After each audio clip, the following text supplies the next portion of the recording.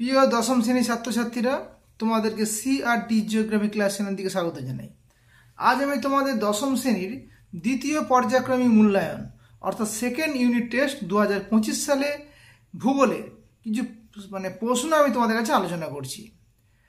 তোমাদের এবারে second unit টেস্টের পূর্ণ মান থাকছে 40, সময় থাকছে 1 ঘন্টা 30 মিনিট। সেকেন্ড ইউনিট টেস্টে 2 নম্বর, 3 নম্বর এবং 5 নম্বরের কিছু ইম্পর্টেন্ট প্রশ্ন অর্থাৎ সাজেশন আমি পরিবেশন করছি, তোমরা খাতায় টুকে নাও। সিলেবাসটি যেটি আছে, বায়ুমণ্ডল, বাড়িমণ্ডল, ভারতের অর্থনৈতিক পরিবেশ। প্রথমে আসা যাক 2 নম্বরের ইম্পর্টেন্ট প্রশ্নতে। ট্রোপোপজ কি? অ্যারোসল কাকে বলে? কার্যকরী সৌর বিকিরণ কি? গর্জনশীল চল্লিশা বলিতে কি বোঝো? আপেক্ষিক আর্দ্রতা ও নিরপেক্ষ আর্দ্রতা কাকে বলে? বৃষ্টিচ্ছায়াঞ্চল বলিতে কি বোঝো? বায়ুর চাপকক্ষ বলিতে কি বোঝো? খুব ইম্পর্টেন্ট এই প্রশ্নটি। স্থানীয় বায়ু কাকে বলে? উদাহরণ দাও।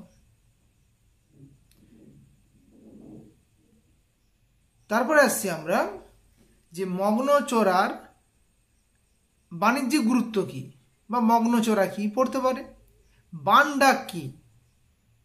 হিমপাচিরের সংজ্ঞা দাও। শৈবাল সাগর কি? খুব ইম্পর্টেন্ট এটা। অ্যাপোজি ও পেরিজি কাকে বলে? তারপর আমরা আসছি যে জাইদ ফসল বলিতে কি বোঝো? বাগিচা কি বা কাকে বলে বা বাগিচা কৃষির উদাহরণ সহ সংজ্ঞা দাও। মিলেট শস্য বলিতে কি বোঝো? উদাহরণ দাও। হর্টিকালচার বলিতে কি বোঝো? এবং ভারতীয় কৃষির 2টি সমস্যা লেখো, এটা দেখে রাখবে। এরপর আসছি আমরা শিল্প থেকে, অর্থনীতি পরিবেশ থেকে। বিশুদ্ধ ও অবিশুদ্ধ কাঁচামাল কাকে বলে? উদাহরণ দাও। পূর্ত শিল্প, এছাড়া শিল্পের শিল্প অথবা সংযোজন ভিত্তিক শিল্প বলিতে কি বোঝো?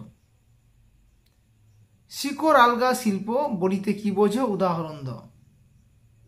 উদীয়মান শিল্প বলিতে কি বোঝো? উদাহরণ দাও।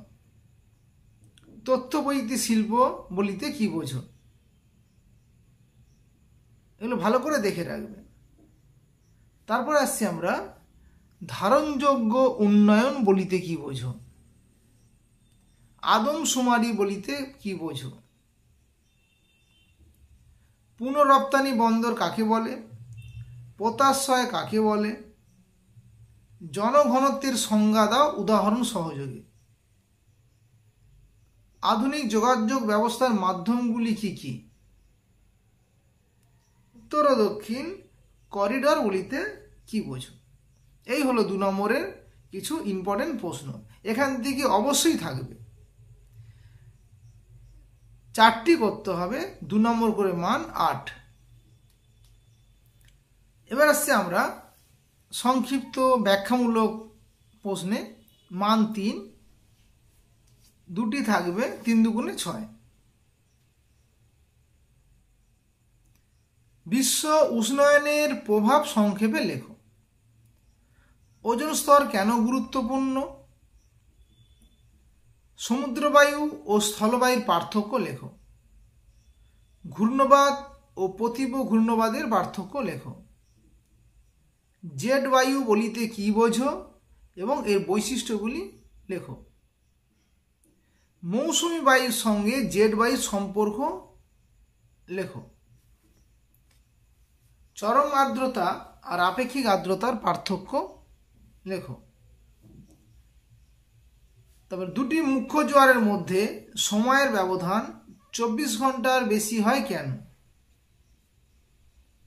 সমুদ্র স্রোত ও জোয়ার ভাটার প্রভাব আলোচনা করো। ভরা কোটাল ও মরা কোটালের পার্থক্য লেখো, এটাও খুব ইম্পর্টেন্ট। খরিফ শস্য ও রবি শস্যের মধ্যে পার্থক্য লেখো। ভারতের শহর ও নগর গড়ে ওঠার কারণগুলি সংক্ষেপে লেখো। খুব ইম্পর্টেন্ট এটা কিন্তু।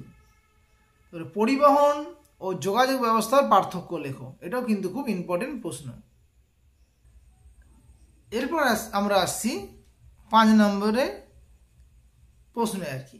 দুটি করতে হবে, 5 × 2 = 10। প্রথম প্রশ্ন, বায়ুমণ্ডলের চাপের অথবা তাপের তারতম্যের কারণ ব্যাখ্যা করো। চাপ বলয়ের সঙ্গে নিয়ত বায়ুর সম্পর্ক চিত্র সহ লেখো, এটা খুব ইম্পর্টেন্ট। আচ্ছা, পরিচলন ও শৈলক্ষে বৃষ্টিপাত চিত্র সহ ব্যাখ্যা করো। ক্রান্তীয় মৌসুমী জলবায়ু এবং ভূমধ্যসাগরীয় জলবায়ুর মধ্যে পার্থক্য বা অবস্থান ও বৈশিষ্ট্য পড়তে পারে। কৃষি থেকে একটা প্রশ্ন আসবেই। আখ, কার্পাস, চা আর কফি চাষের অনুকূল প্রাকৃতিক পরিবেশ বর্ণনা করো। প্রাকৃতিক পরিবেশ বলেছে, তোমরা এই 4টে থেকে একটা পাবেই, সোজা পয়েন্ট প্রায় একই, সোজা পারবে। তারপরে পূর্ব ও মধ্য ভারতে লৌহ ইস্পাত শিল্পকেন্দ্র গড়ে ওঠার কারণ। তার পশ্চিম ভারতে কার্পাস বয়ন শিল্প অথবা পেট্রোকেমিক্যাল শিল্পের কেন্দ্রীভবনের কারণ। শেষ প্রশ্ন, ভারতের বিভিন্ন অঞ্চলে জনবন্টনের তারতম্যের কারণ আলোচনা করো। আজ এ পর্যন্ত তোমরা 2026 সালের মাধ্যমিকের সাজেশান পেতে গেলে আমার এই চ্যানেলটিকে সাবস্ক্রাইব করে নেবে। সবাই ভালো থেকো, সুস্থ থেকো।